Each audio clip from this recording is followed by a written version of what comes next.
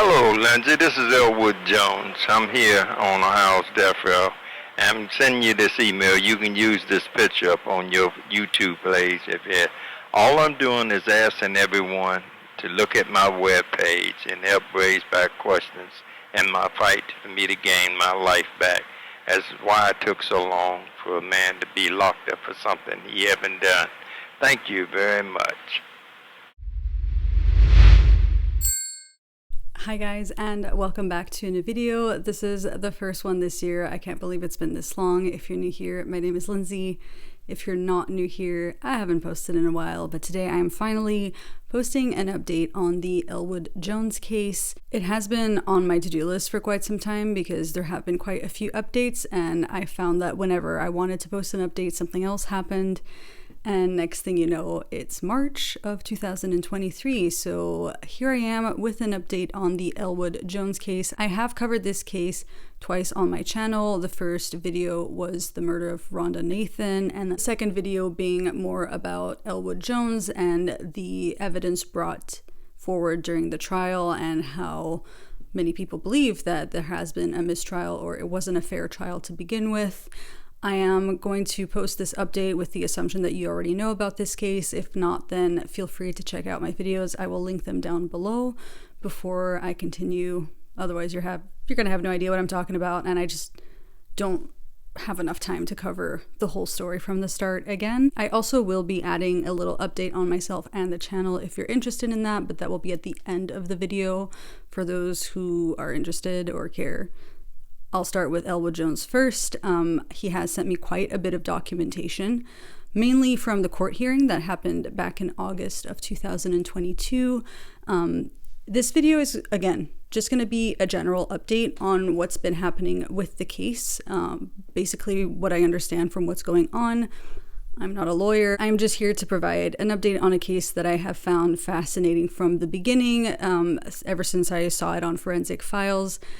I find it so interesting that the reason the case made it to Forensic Files was because of the hand wound and the bacteria, basically the nail in the coffin in terms of, ELWOOD Jones being guilty. However, that has been disproven by an actual expert ever since, which is, again, part of the reason why there was a court hearing back in August of 2022 to hopefully have a new trial for ELWOOD Jones. I do want to be careful with how I present this update. I do understand that Rhoda Nathan was murdered and deserves justice. I know her family do not agree with the current updates and what has been going on with the case. And I do understand where they're coming from. I'm not trying to be insensitive to that. I do believe Rhoda Nathan deserves justice. I personally am of the opinion that there was never a fair trial to begin with, so I believe there's more than one way to get justice in this case. So I do want to keep that in mind. I'm not trying to offend any of her family members by posting this video. This is just an update on the case. Initially, the first update I was given, the first documentation given just before August of last year. This was around the time I posted the update video as well. I was given quite a lot of information based on what they were looking to bring forward to the court hearing. Basically, the Blue Ash Police Department being provided clear information that over 28 years ago, there was an alternate suspect who confessed to killing Rhoda Nathan and framed a black guy for it. The police department ignored the critical information. They told the concerned citizen that they already had the person they believed committed the murder in custody and that they wouldn't be taking it further. So that was one of the main pieces of information that wanted to be brought up in the court hearing. And ELWOOD was hoping to basically highlight and expose how broken the justice system or the judicial system in the state of Ohio was and still is, and also wanted the truth to be known since the general public have been misguided by lies and junk science.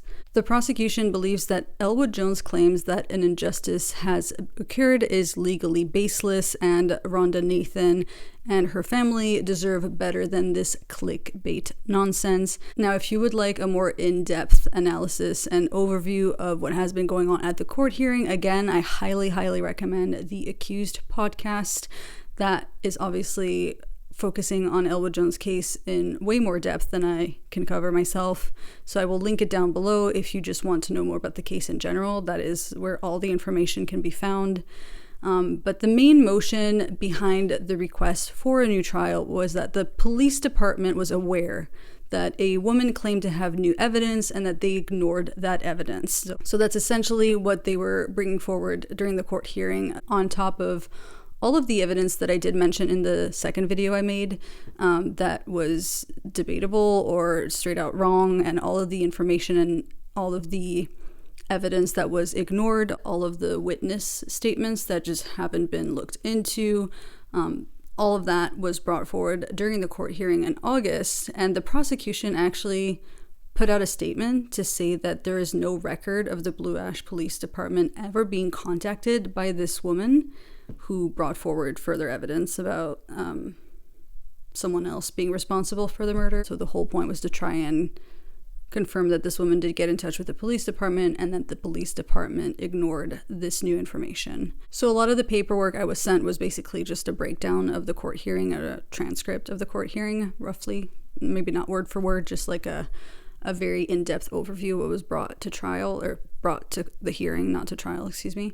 So in that paperwork, it broke down the evidence presented at the hearing, which included the state lying about evidence before, during, and after Elwood Jones' trial, the police department ignoring witness statements and evidence, as well as failed to investigate certain suspects who weren't Elwood Jones, the fight bite evidence used to convict Mr. Jones, that was junk science and scientifically incorrect. Again, I mentioned that in my second video.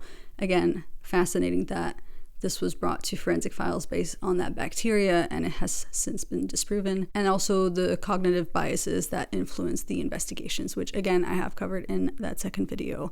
But in the paperwork, so it mentioned the Brady claim or Brady disclosure, which consisting of the exculpatory or impeaching information and evidence that is material to the guilt or innocence or to the punishment of a defendant.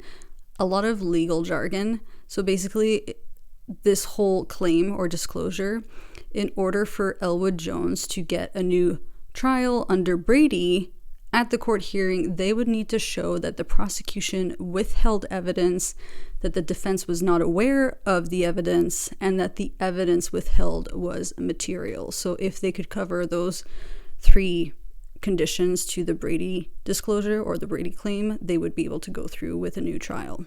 Now, unfortunately, I can't possibly cover everything that was covered or everything that was sent to me through paperwork. It would take me absolute weeks to go over. Also, I'm not sure about the legal implications of that. It would literally take forever to put together, and I'm afraid I would just not be able to pull that off successfully. I do, again, highly recommend you check out the Accused podcast if you want a bit more of a legalese update. But I can provide a general update since the court hearing happened last August 2022. On December 20th, 2022, it was announced that Elwood Jones was granted a new trial, which was groundbreaking. I remember getting the news just before Christmas and I couldn't believe it. And that's when I was like, oh, I need to post an update. And then a few days later, I got another update and just snowballed into March, where I'm now providing an overall general update on the case. However, Judge Wendy Cross stated that the police investigation of the murder of Miss Rhoda Nathan was mishandled by the Blue Ash Police Department in 1994, and that prosecutors withheld evidence from Jones' defense team prior to his trial. So that was the conclusion drawn from the judge based on that court hearing. On January 14th, 2023, Jones was released on bond, which was a $50,000 unsecured bond, which means that he does not have to pay $50,000 unless he fails to show up for any court appearances. He has a GPS electric monitor attached to his leg and is not allowed to leave the country. Now, the prosecution has already vowed to appeal this decision, as they do not believe that Jones should be granted a new trial. And during the hearing, Rhoda Nathan's children begged the judge to not release Jones, and the prosecution actually originally asked for Judge Cross to keep Jones locked up on a $10 million bond. They also believe that due to his criminal record of burglary and assault charges, I believe back from it must have been the 90s or the 80s, I'm not sure when those charges were from, that he shouldn't be released on bond because he was more likely to flee or even harm others. One of the quotes from the prosecution was, "He's 70 years old. He's still got a lot of crime left in him." Now, age is not, a deterrent for committing, more crimes. I get what that person's trying to say. However, the defense argued that after 27 years of claiming his innocence, ELWOOD Jones isn't about to take off when he's finally getting the chance to prove that he is innocent. Additionally, he has been in prison for, again, 27, 28 years. That's almost as long as I've been alive. I can't imagine experiencing the real world after being locked up for so long. It must be a shock, and I'm sure it requires quite a lot of adjusting or adjustments. He also did finally get to meet some of his nieces and nephews for the first time once he was released on bond. So again, I'm not ELWOOD Jones. I can't predict the future based on the interactions I have with him. We are in communication. I don't think he's going anywhere. If anything, he finally gets a chance to basically prove he's innocent. That's from his point of view. I don't see why he would skip that or run away. But the point of this new trial is to provide ELWOOD Jones a fair trial, which is a right that should apply to everyone, whether or not that person is guilty or innocent, or whether you believe they're guilty or innocent. Everyone has the right to a fair trial. And I really do sympathize with Rhoda Nathan's family. I can't imagine this news is easy to accept. I understand that they believe ELWOOD Jones is guilty, that the case was solved, the murder was solved, and justice was being served. So I do see how this would be reopening old wounds. However, that is the judge's decision. So they have decided on a new trial, and as soon as I know the dates, I will keep you posted. Again, I am in touch with ELWOOD Jones. I just got a text from him like minutes before I started filming this video, because I have been absolute garbage at being on top of anything in my life for the past few months. So I was long overdue for this update, and I feel awful that like it's taken me this long to put this together, especially such a short video when it comes to an update. So I do apologize if he's watching this. If you're watching this, I'm really sorry. It shouldn't have taken me this long. That's mainly it for the update on ELWOOD Jones. He is currently free to a certain extent. He is out of prison waiting for the new trial. Again, monitored by GPS. He's got an electric monitor. I don't believe he's going to be going anywhere. But that's roughly the update. And I will, again, I'm just repeating myself. I'll just keep adding to this case once I get further information. Most likely won't be until the new trial. But again, I don't know what's going to happen. But before then, I'm not sure we have a date yet. So I will keep you posted. So that was it for the update on ELWOOD Jones. If you only wanted to watch this video for that, feel free to click out. Now an update on myself. I haven't posted in forever. And the last time I posted, I think the last video was like a hamster video. Let me check. Yeah, and then the one before was a French case, like literally an entire month before. But yeah, I've just like, I didn't plan on taking a break from YouTube or from posting. And if like you see a new background, I've moved. I decided to start the year by moving, which was incredibly stressful. First world problems, I guess, but it was very stressful, and it was just a lot to deal with at the beginning of the year. So I didn't plan on taking a break from YouTube, but sometimes the break takes itself for you, and next thing you know, it's been months. I'm not too sure how I feel about creating more true crime content or covering true crime cases. Like, I'm still on the fence. And it's not so much about like, I know I posted a video talking about like true crime fans deserve jail time or whatever it was, or like the controversy of covering true crime cases. I don't think it's so much that. I think there is a way to cover true crime that's not offensive or clickbaity, but it's more the fact that over the past few months, I've just genuinely not been consuming any true crime content. It's just not something that's on my radar. Maybe it's also because of my job, and I'm just like, there's only so much I can take. So I don't know, in terms of like content, I started like, this is like unscripted, this video is gonna take a turn. I started covering cases that I felt like talking about. Again, like for example, ELWOOD Jones, I had no idea that, like, initially the case I covered was just like some of the forensic files, like details, and it was about Rhoda Nathan, not about ELWOOD Jones. Like, never in a million years did I expect to ever be contacted by ELWOOD, or to make more than one video on that case. It was just like I just covered stories for cases that I was fascinated by or like really interested in, and I just like wanted to talk about it. And the channel was perfect because most of my friends don't want to discuss true crime. I have a handful of them, but like most of them don't want to, like my boyfriend doesn't want to hear about true crime cases in detail. So the channel was kind of like a good way to talk about all these cases. And I've pretty much covered all the ones I wanted to talk about, which sounds so self-serving. But now, like, I still have maybe one or two that I want to talk about. And after that, I'm just not sure if I want to continue putting in, like, when I tell you it takes hours and hours and hours to prepare a video and script, it takes so much time. Like, I don't get paid for this. Like, none of my true crime videos are monetized. I don't make money off of true crime.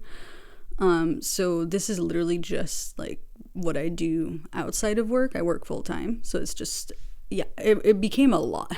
Like, I think it got to the point where I would finish a video, edit it, post it, and be like, all right, I guess we're just gonna have to start researching the next one. And it's too much. Like, most days I don't have it in me to sit down and focus long enough to just type up a script, and I'm not interested in rushing things. Like, so when I do research a case, I really try to go in depth and make sure I get everything right. I'm not interested in just rushing it just to post a video. So I do have a couple other videos that are not true crime related that I want to post on my channel, and over the past few months I'm like, do I even want to keep doing this channel? I don't know.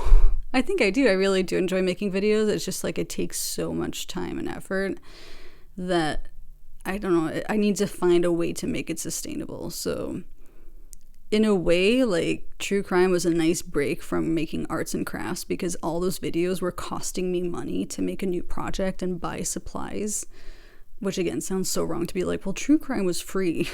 But yeah, it just became too much. So I was like, well, at least true crime I can kind of like script it, and it's just all the information is available online, and I don't have to film myself making things, because that's also a whole other thing. Like, making arts and crafts, like, most of the time I just want to make it and enjoy it and not worry about angles when I'm filming. But at the same time, like, it takes so long to create all this content that I'm not really even consuming anymore. So like, why would I create true crime content when I'm not even enjoying listening to it? Does that make sense? It sounds messed up, but so I don't know. Basically what I'm trying to say is I have absolutely no idea what's going on. So what I'm gonna do is I'm just gonna power through with the couple other videos I have planned for my channel, and they're pretty random. There's some hamster content, there's some art projects and things like that. And then once those are done, I'll see if I have more video ideas that come to me.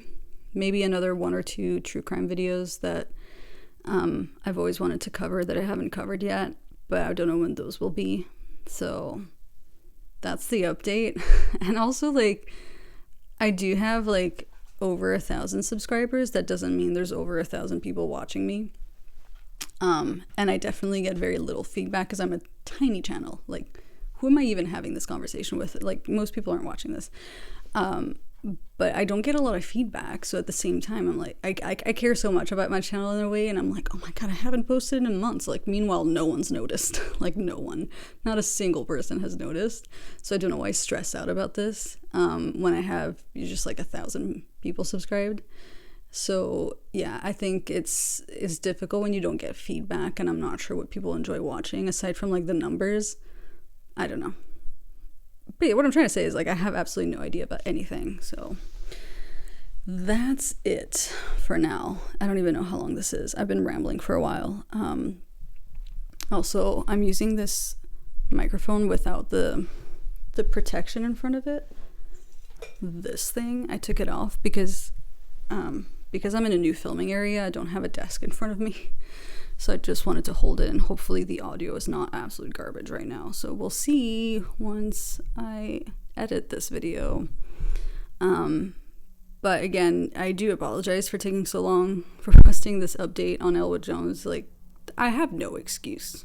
Genuinely, like, none. I just, like, I'm hoping posting this video will unblock me for the rest, because I've been beating myself up for, like, posting. Like, I've been beating myself up about this video for, like, since mid-November. And since mid-November, I've been absolutely stuck, like, paralyzed when it came to, like, sitting down and typing something. Like, I could not make myself do it. Like, I don't know how to explain it other than, like, I kept, like, not doing it, and then it kept, like, eating at me. Like, you just need to do it. So I can't believe I'm finally sitting down and filming this update, and now that I'm finally doing it, I was like, why did I ever think this was daunting? This really, like, is ridiculous, but hopefully this will kind of, like, unlock a flow of other videos that I can start posting now. If you have any idea what I'm talking about, let me know, because I don't. So that's it for the update. If anyone's still watching, thank you, and I will be posting another video next week.